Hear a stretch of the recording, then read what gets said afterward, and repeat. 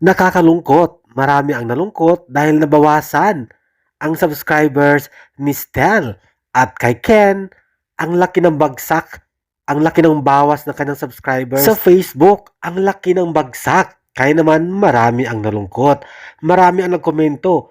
Anong nga ba ang dahilan daw?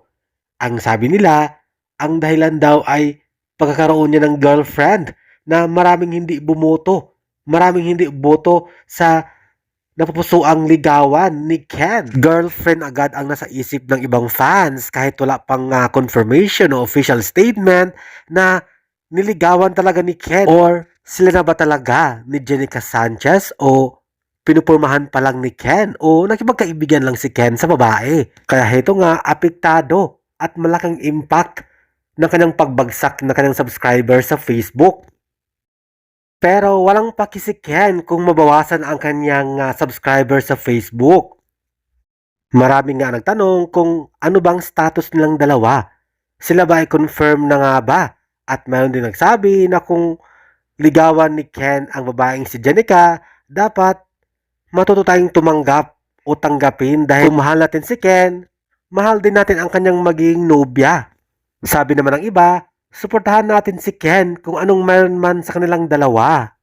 Sabi naman ng iba, that's good dahil siguro ang nagsialisan na subscribers ni Ken ay talagang ayaw nila sa babae na si Jenica Sanchez pero hindi pa sure kung niligawan ba talaga siya ni Ken o magkaibigan lang sila.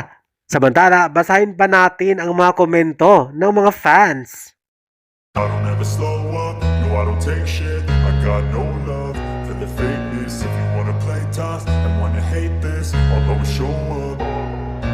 I don't ever slow up, no I don't take shit. I got no love for the fakeness. If you wanna play tough and wanna hate this, I'll always show up and make a statement. I don't ever slow up, no I don't take shit. I got no love for the fakeness. If you wanna play tough and wanna hate this, I'll always show up and make a statement. Everything I do so instinctive and so passionate. Every word I move so descriptive like an adjective. I got a vendetta against people who patented being negative when you should be getting after it.